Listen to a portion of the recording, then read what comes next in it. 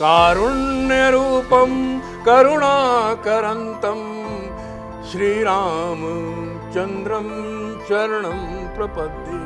ये जो कारुण्य रूप है, जो करुणा करने वाले हैं, जो पुरुषोत्तम हैं, जी अपने शत्रु पे भी करुणा करते हैं, मित्र के लिए तो पूरी तरह से निछावर हो जाते हैं, अपने भक्तों के लिए अब केवट। तुलसीदास द्वारा रचित रामचरितमानस में हमने देखा है कि मर्यादा पुरुषोत्तम राम की सौम्यता को दर्शाया गया है, लेकिन पहली दफ़ा हम देखेंगे कि बड़े पर्दे पर हम राम भक्तों के संघर्ष को भी देखेंगे। उन घटनाओं को भुलाया नहीं जा सकता, वो तो हमारे लिए इतिहास हो चुका है। कई लोग ऐसे सोच लेते हैं, अरे मोदी जी भीड़ में ऐसा। कई वाक़े हुए हैं मेरे साथ। मेरे गाड़ी के नीचे एक आदमी सो गया है और बस वो चाहता है कि मुझे अगर मरना है तो बस मोदी जी के गाड़ी के नीचे मरना है। सर आप कितने उत्साहित हैं? मैं काफ़ी उत्साहित हूँ। पूरा जो मेरे ख्याल से अब एक वातावरण बन गया है, राममय बन गया, राममय हो गया। सिया राम मैं सब जग जानी, करहूं प्रणाम जोरी जुग पानी। जय श्री राम। जय श्री जय राम। श्री राम।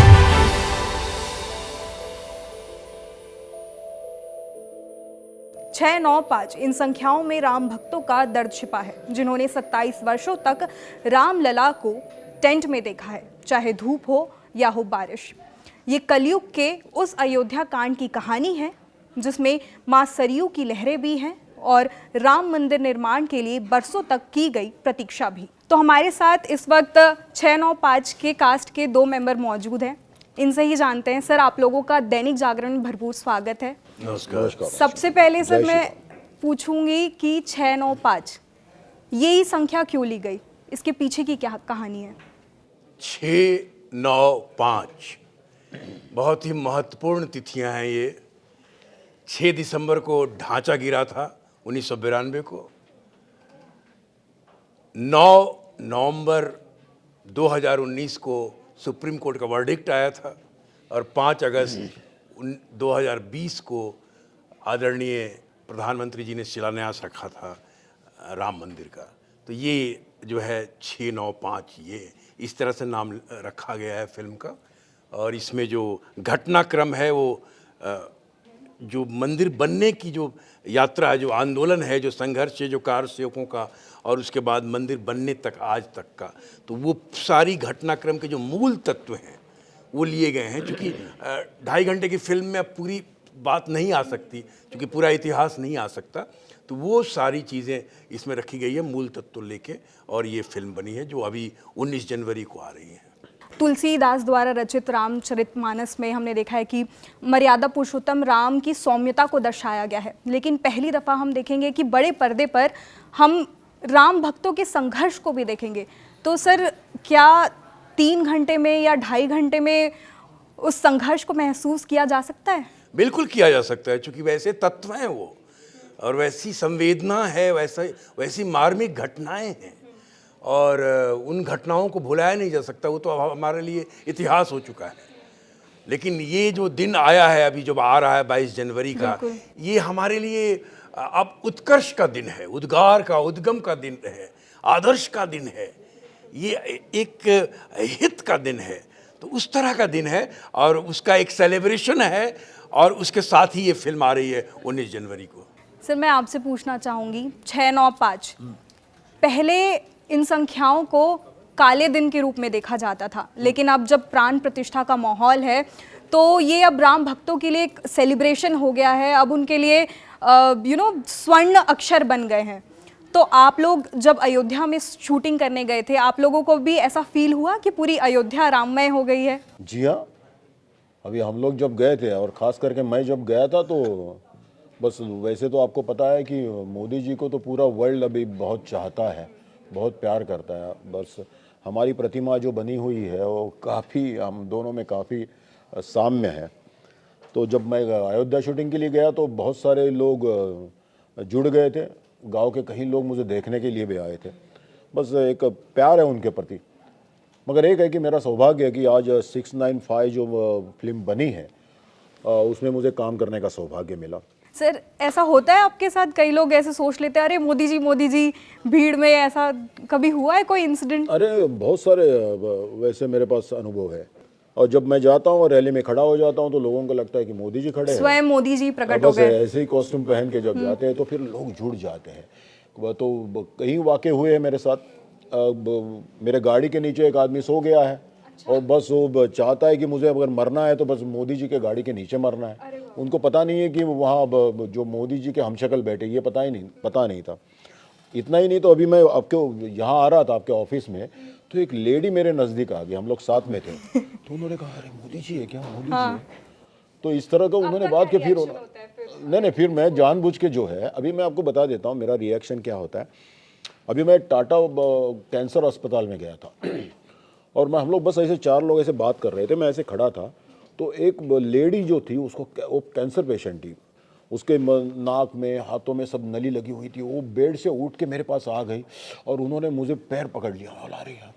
तो जैसे कि वो आई और बस हाथ जोड़ के बस मैं धन्य हो गई आपको मिलने के बाद। तो उन्होंने जैसे बात किया, अभी उस वक्त हम ऐसे नहीं बोल सकते कि मैं हमशक्ल हूँ, आपकी गलतफहमी। देखिए ऐसा है कि उनको जो आनंद मिलता है तो मैं सोचता हूँ कि बस आनंद लेने दो उनको, जब तक उनको पता ना चले कि वो सदमे में रहने दो, क्योंकि वो व्यक्तिमत्व ऐसा है। तो मैं जहाँ भी जाता हूँ, जैसे एयरपोर्ट जाता हूँ तो कहीं मुझे आते हैं, उनको लगता है मोदी जी आते हैं। कई बार ऐसे होता है कि पुलिस वाले अलर्ट हो जाते हैं, आसपास खड़े हो जाते हैं। अभी मैं तो हमशक्ल हूँ तो मेरे पास सिक्योरिटी है ही नहीं, तो पुलिस वाले भी कभी कभी हैरान हो जाते हैं और फिर आगे पीछे दौड़ के आ जाते हैं। फिर पता चलता है कि हमशक्ल है तो थोड़ा सा नॉर्मल हो जाता है। तो ऐसे बहुत सारी वाक़या में वक्त निकल जाएगा। इस मूवी में भी आपने पीएम मोदी का एक किरदार निभाया है, तो क्या आपको समानता महसूस हुई कि लगा कि चैलेंजिंग है कुछ? नहीं, अब ऐसा है कि पूरे वर्ल्ड में शायद यही चेहरा है, पूरे वर्ल्ड में। जैसे मैं अभी लंदन जाके आया लास्ट मंथ, हांगकांग जाके आया, देश विदेश में मुझे बुला लिया जाता है, तो वहाँ जाता हूँ और तो मोदी जी के विचार जो है वो रखने की कोशिश करता हूँ। लोग हैरान हो जाते हैं। जैसे लंदन में मैं गया था, मैं रोने लगा। लोगों ने इतना प्यार मुझे दिया, इतना प्यार दिया। अभी मुझे स्पीच तो देना था, मैं 10-12 मिनट स्पीच दे सकता हूँ, मगर जब स्पीच देने निकला तो मेरे आंखों में आंसू आ गया, बहुत इमोशनल हो गया। तो बहुत लोग प्यार करते हैं, लंदन की बात मैं बोल रहा हूँ। तो ये होते रहता है मेरे साथ। अच्छा रहा आपका बात, तो जब चोला पहन लेता हूँ तो कहीं तो बस मोदी जी घुस जाते हैं हमारे में। और फिर हो जाता है कुछ स्क्रिप्ट है, अब मोदी जी के स्टाइल में बात कर लेता हूँ। सर मैडम ऐसा है कि एक एक टेक में ओके हो जाता है। मेरी और 2 फिल्म मोदी जी के ऊपर आ रही है, एक दी फैसला करके है, योगी जी के ऊपर फिल्म आ रही है, उसमें भी मेरा काम है। दूसरी एक बायोपिक है मोदी जी की, एक नया सवेरा, वो भी आ रही है, उसमें मेरा बहुत बड़ा रोल है। तो बहुत सारे शॉट जो है, सीन जो है, वो एक ही टेक में हो रहे हैं। तो घर में भी आप ऑर्डर देते होंगे कि भाई मेरी सुनो, मैं प्रधानमंत्री हूँ कि क्या होता है, सीन क्या होता है घर में? नहीं, घर पे तो ठीक है। अब क्या होता है, सेलिब्रिटी टच बन गया, वैसे तो आम आदमी है। वो दाढ़ी बढ़ाने के बाद जो है, जब भी मैं भीड़ में जाता था तो बस लोग ऐसे ही कोई फ़ोटो निकाल रहे, कोई सिग्नेचर ले रहे, कोई शेक हैंड कर रहे, तो मुझे पता चला कि अब जो है एक सेलिब्रिटी बन गया हूँ, तो आम आदमी में घूम नहीं सकता हूँ। तो बस लोग, मेरे घर वाले भी एंजॉय कर रहे हैं। ठीक है सर। सर मैं आपसे पूछना चाहूँगी, हमने आपको कंस के किरदार में देखा है, रावण के किरदार में भी देखा है, और अब आप एक संत के रूप में दिखेंगे। तो सर जब पैकअप होता है तो ऐसा लगता है कि ये किरदार, इन किरदारों की कुछ छवि रह गई है, कुछ आध्यात्मिक एनर्जी फील होता है, या कभी आपने बैठ के सोचा कि शायद भगवान ने ही मुझे इस किरदार के लिए चुना है? नहीं, बिल्कुल बिल्कुल। अभिनय एक आध्यात्मिक साधना है, अभिनेता एक आध्यात्मिक व्यक्तित्व है, और सिनेमा हो या रंगमंच हो, एक आध्यात्मिक यात्रा है। तो ये पूरी की पूरी जो पूरा खेल जो है, जब भी हम एक्टर कोई चरित्र निभाते हैं तो पूरी तैयारी सूक्ष्म शरीर की होती है।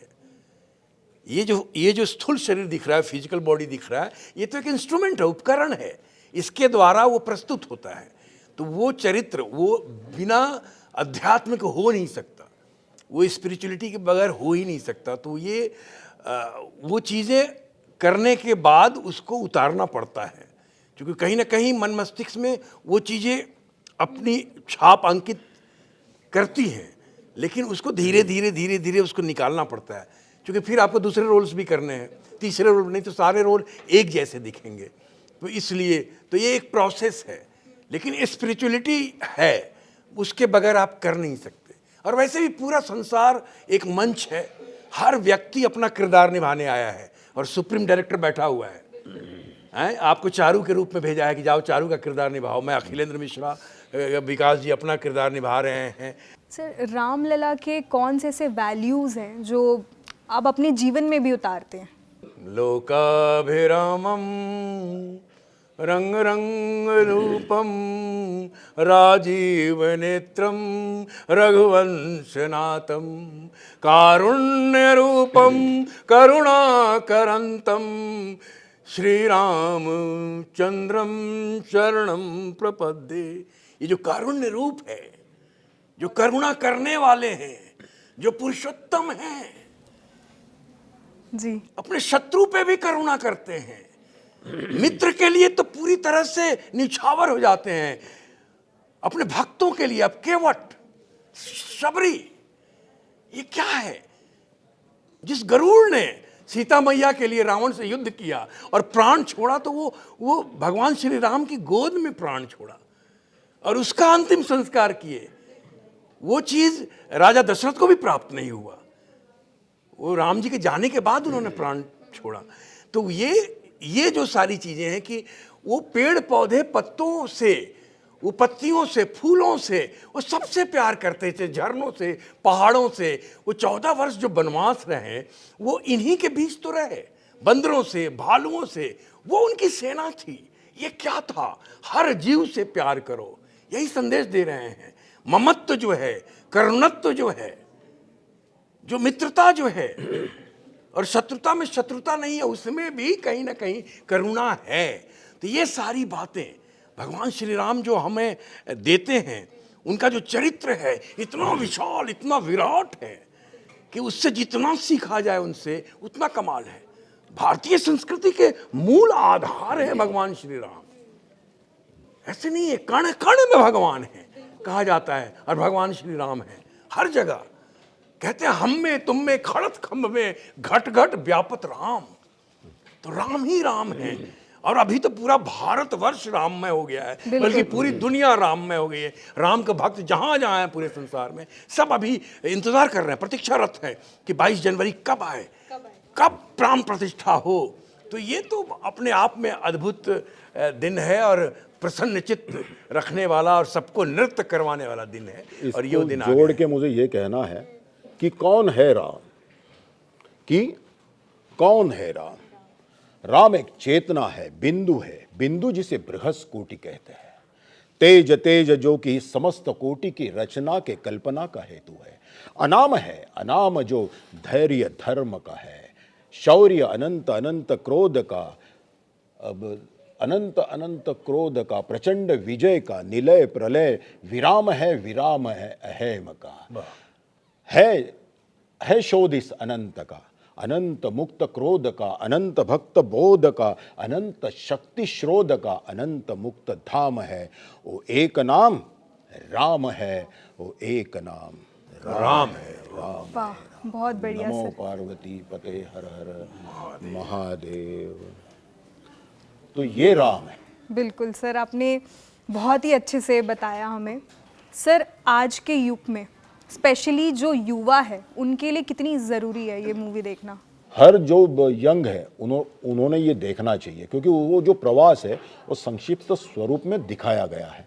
इसीलिए हर आदमी को, हर तरुण को, यंग को देखने की ज़रूरत है, और मुझे लगता है कि वो देखेंगे।